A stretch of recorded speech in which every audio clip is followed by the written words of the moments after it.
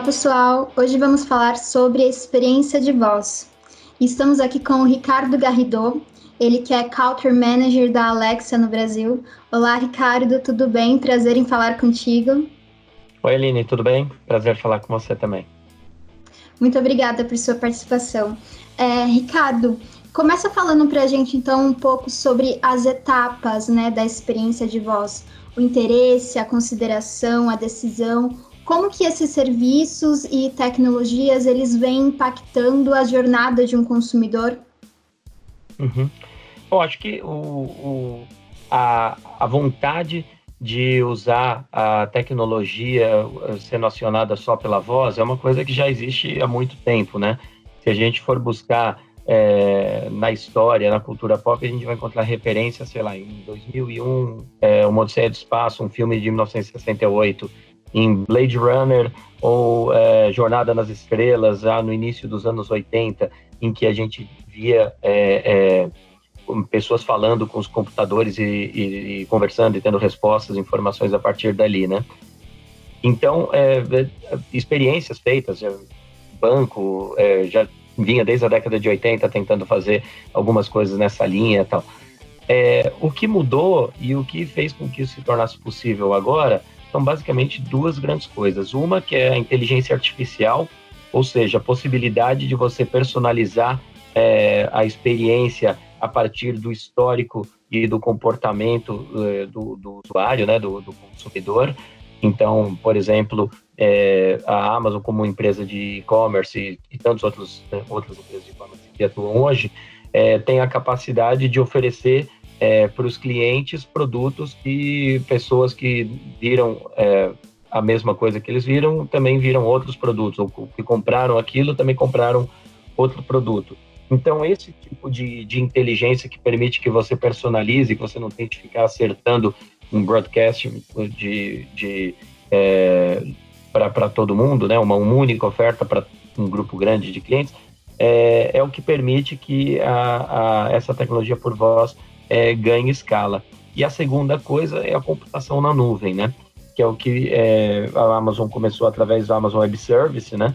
E hoje tem uma atuação muito forte nisso. Isso permite que a gente tenha, ao invés de ter um computador local na mão da pessoa, você tem essa interação por voz e por tecnologia sendo transmitida para a nuvem e sendo conjugada junto com as informações, as interações de milhares ou milhões de clientes, e permite que você vá ficando cada vez mais inteligente na inteligência artificial e que você permita uma experiência cada vez mais pessoal, né? Um outro efeito disso é que permite, por exemplo, que esse aparelho aqui, eu estou segurando um Amazon Echo, que uma nossa caixa de som inteligente conectada à Alexa. Isso não é um computador ativado por voz, isso é uma caixa de som cuja única inteligência é entender a palavra de ativação Alexa, captar o que eu falei e jogar isso para a nuvem, né? A Alexa é um computador na nuvem que recebe pedidos dos clientes, e daí a gente tem essa jornada, passa por entender o que a pessoa falou em primeiro lugar, né? Transformar um ruído em uma frase escrita. A segunda coisa é colocar essa frase em contexto e fazer com que a gente entenda se a pessoa está perguntando por um produto, se ela está perguntando quando que é o próximo jogo do time dela, ou se ela está pedindo simplesmente para tocar uma música, ou perguntando qual a cotação do dólar no dia, né? Então, colocar isso em contexto e buscar isso dentro das dezenas e dezenas de serviços e tecnologias que a gente tem à disposição para devolver uma resposta para o cliente. E, por fim, essa resposta a gente tem que transformar de novo num ruído para que a pessoa escute, que é o que a gente chama de text-to-speech, né? Então, eu diria que a jornada por voz passa por 4 etapas de software diferentes, né? Entender o que a pessoa está falando, que é o Automatic Speech Recognition, depois colocar isso em contexto, que é o entendimento natural da língua da pessoa. O terceiro, que é, enfim, software que, de fato, responde o que a pessoa está procurando. E, por fim, o text-to-speech, que é o output final disso, que é você ouvir a voz da Alexa e entender isso de uma maneira tranquila e informal e natural para o consumidor brasileiro. Então, acho que essa é a jornada e as possibilidades disso para ajudar em negócios são infinitas, né?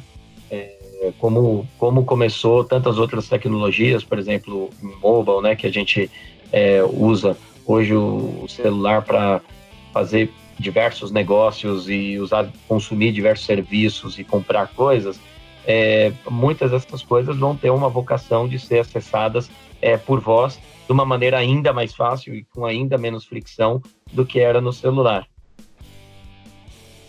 Perfeito. E você acredita que as empresas elas estão preparadas para seguir totalmente, né, absolutamente comandada pela voz?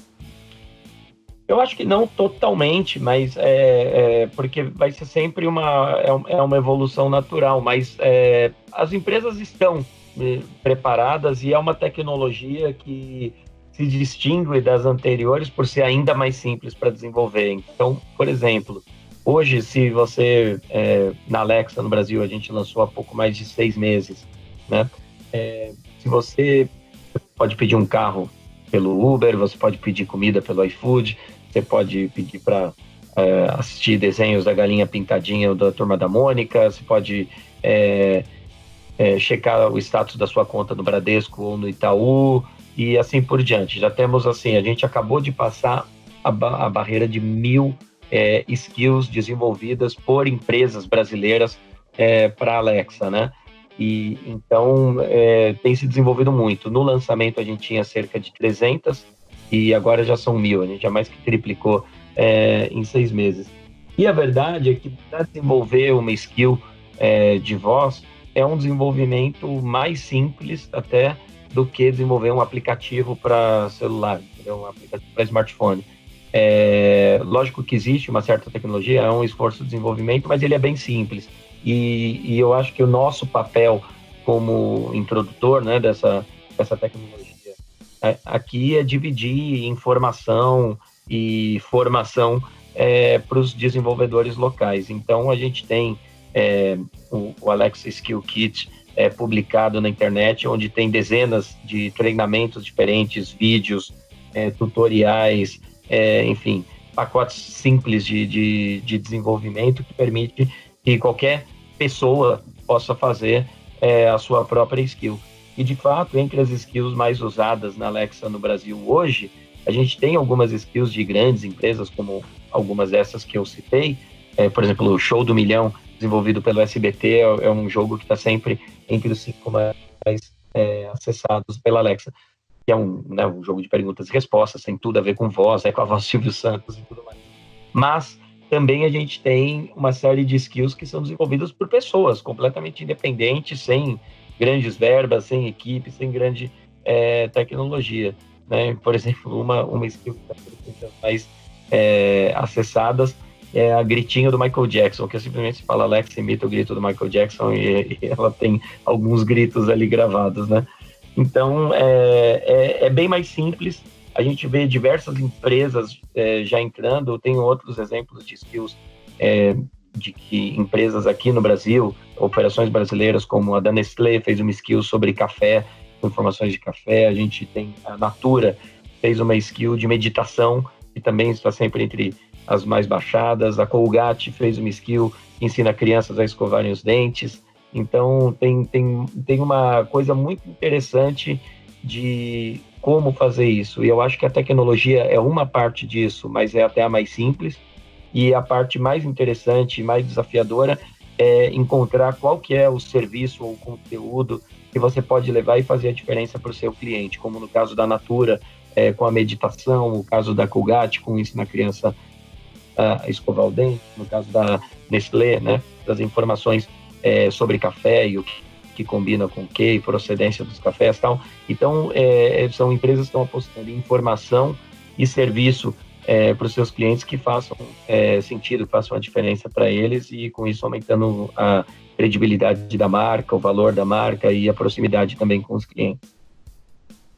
E então, nesse sentido, o uso histórico do telefone e a captação de dados nesse meio, elas podem ajudar em todo esse planejamento dos assistentes de voz? Eu fico feliz que você tenha feito essa pergunta, porque, na verdade, a gente não faz coleta de dados nenhuma no celular ou das pessoas. A única coleta de dados que é feita, e a gente tem uma preocupação muito grande com a privacidade dos nossos clientes, é quando você fala em um aparelho habilitado com Alexa, como esse aqui, ou pode ser o seu celular através do aplicativo Alexa, quando a pessoa fala a palavra Alexa, eu vou acende uma luz azul aqui, acende uma luz azul no aparelho, e isso significa que nesse momento ele está captando o que você está falando e vai transmitir isso para a nuvem. Então esse é o único momento e a única informação que a gente capta. Então, por exemplo, eu falo aqui, Alexa, bom dia. Acende a luz. Bom dia. E, como dizem os franceses, Deus salve a rainha. Há 67 anos, Elizabeth... Alexa, pare.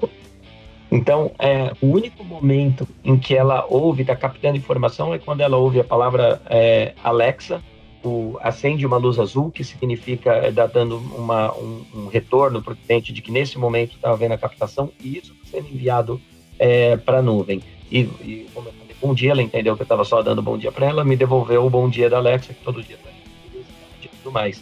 Então, acho que isso é uma coisa que é importante, porque cada vez mais os clientes têm a preocupação com privacidade, com o uso que as tecnologias e que as empresas fazem de como ela interage com os produtos e serviços, né?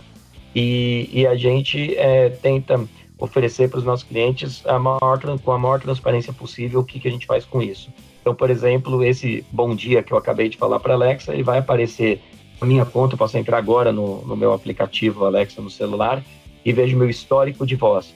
E vai aparecer lá, às 15h54, bom dia, né?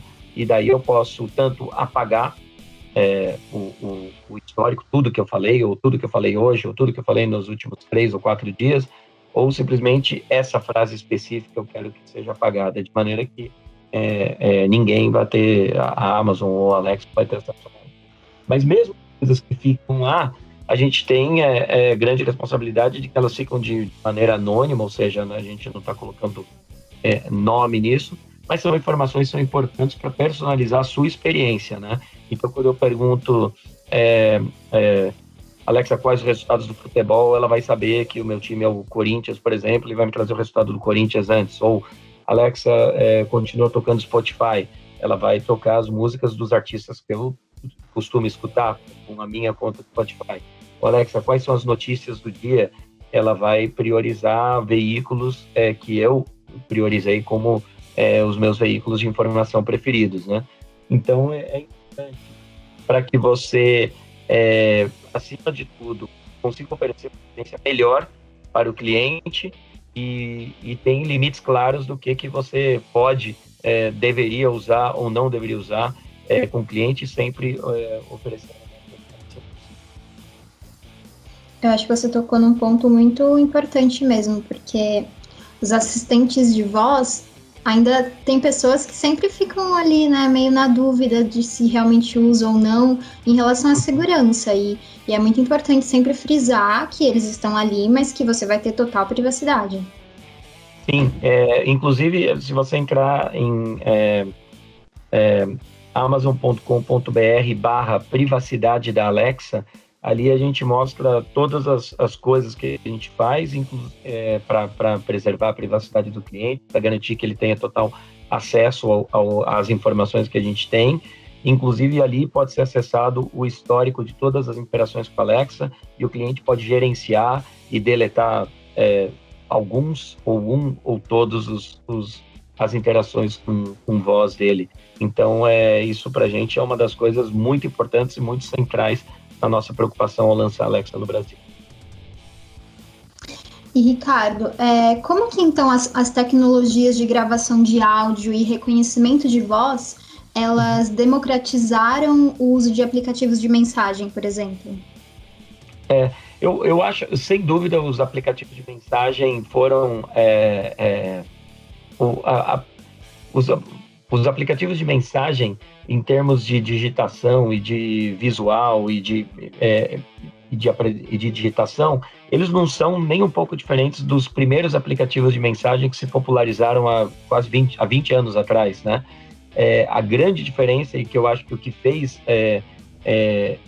a explosão desse tipo de serviço tem a ver, com certeza, com a possibilidade de uma gravação rápida e da troca de vozes, né? A gente nota que isso se tornou a base do uso desses aplicativos de mensagem. Inclusive, se você fizer uma amostragem dos tipos de grupos que você participa, então, por exemplo, no meu grupo da família, em que eu tenho os meus sogros, meus pais, os tios, então, a gente percebe que as pessoas, nos extremos, as pessoas mais velhas, que têm, de repente, para digitar é mais difícil, porque, enfim, já tem problema de vista, tudo mais, já tem o celular com as letras maiores e tudo, priorizam falar por áudio.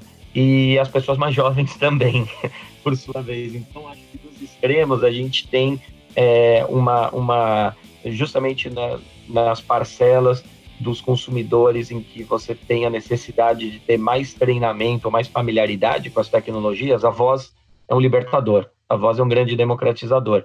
E a gente tem percebido isso com a Alexa também, quer dizer, embora seja uma tecnologia nova e talvez a tendência natural das pessoas seja pensar que quem usa Alexa são os nativos digitais ou são as pessoas mais jovens, e na verdade a gente tem visto que é todo mundo.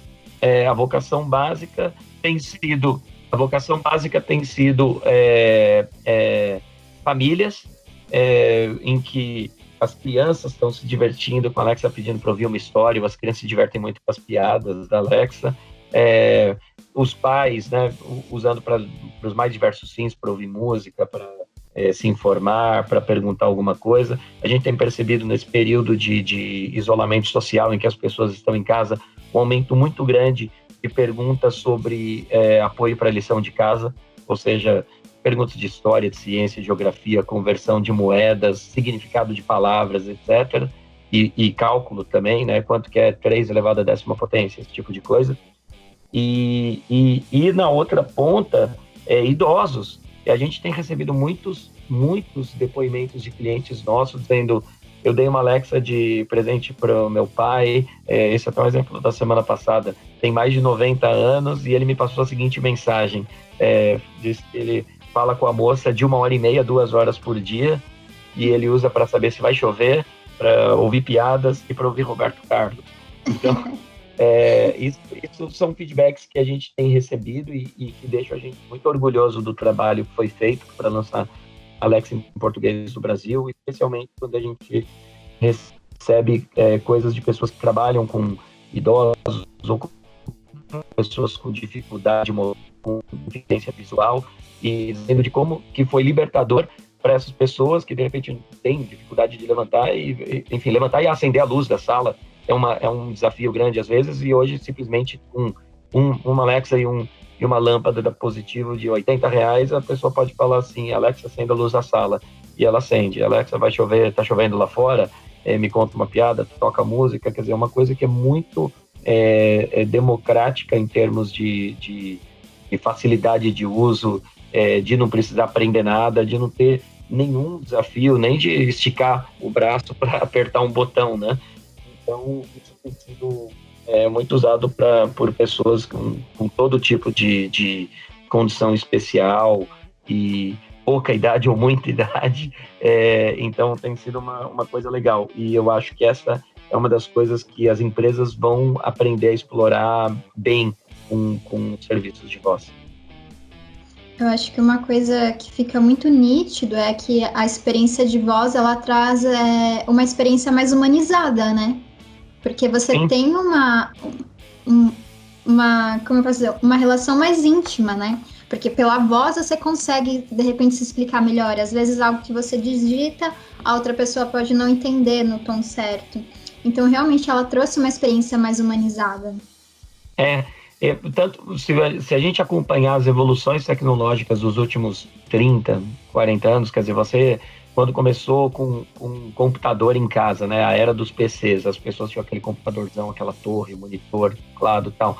E se lembrar, o sistema operacional, bom, você não vai lembrar, mas eu lembrei um pouquinho ainda, o sistema operacional DOS era um negócio assim, um emaranhado de controles e tecla Ctrl, Alt, F e alguma coisa tal, né? Então, a pessoa precisava fazer curso para mexer no computador. Existiam cursos de computação nos bairros que jovens usavam para conseguir arrumar emprego. Igual tinha curso de datilografia antigamente, né?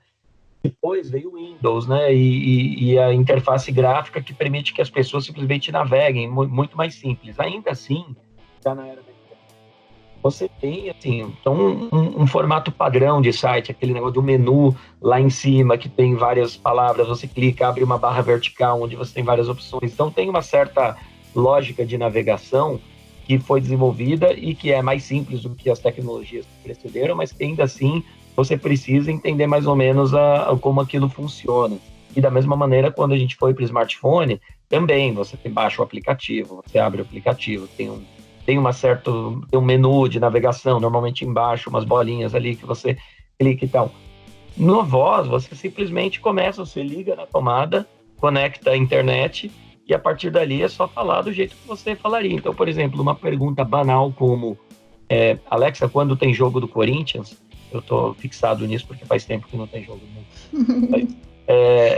Você pode perguntar de dezenas de maneiras diferentes. Eu diria, talvez centenas. Alexa, quando é o próximo jogo do Corinthians? Alexa, quando o Corinthians joga? Alexa, quando joga o Corinthians? Alexa, quando tem jogo do Corinthians? Então, assim, as infinidades, há uma infinidade de maneiras que você pode fazer uma pergunta.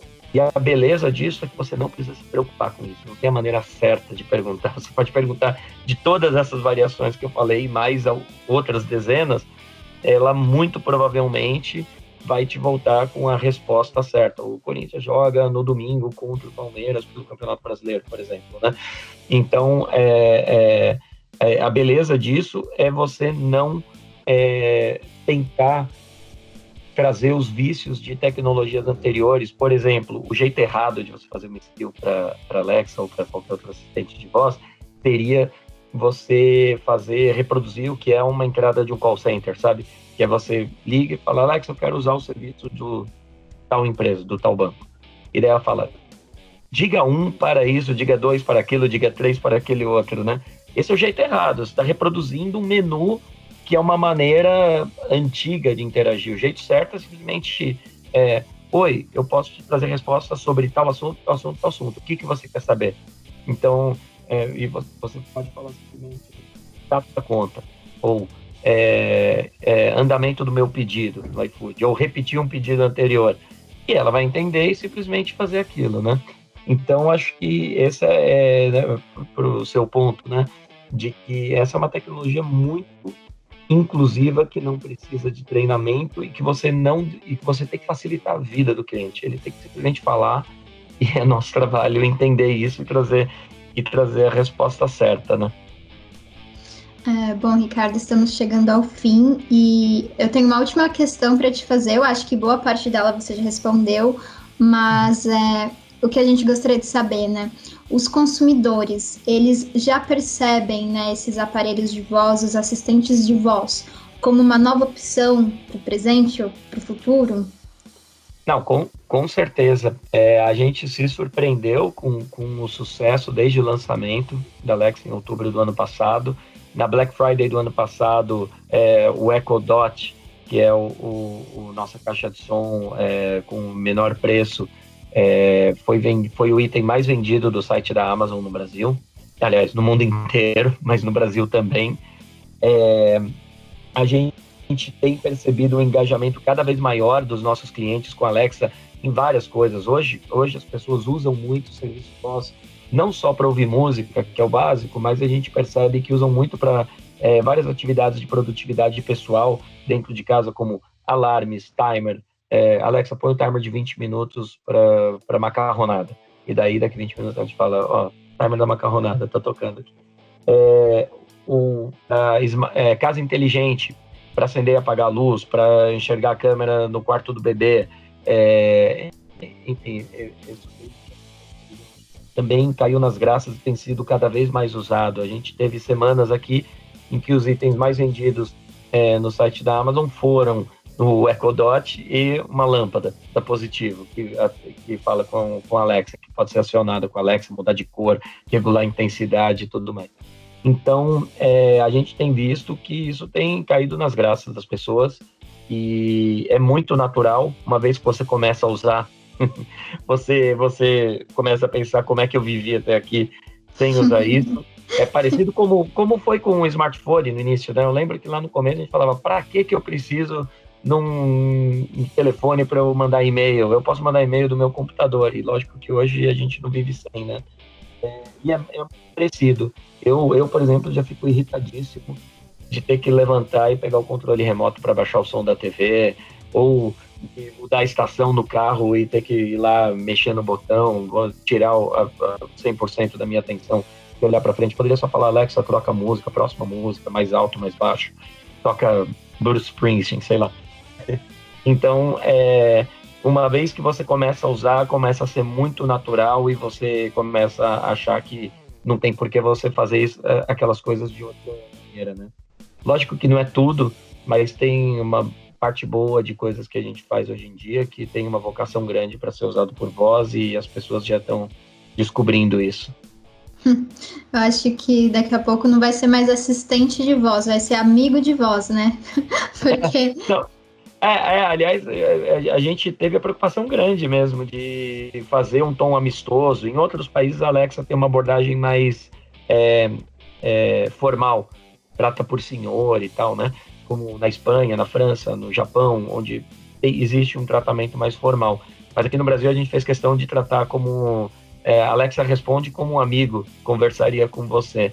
E é isso aí. Aliás, por isso que a gente nem chama de assistente de voz, a gente chama de serviço de voz baseado na nuvem, porque é uma coisa super de igual para igual, informal, respeitando o vocabulário, as gírias, o jeito de falar brasileiro, e temos tido ótimos feedbacks a respeito disso.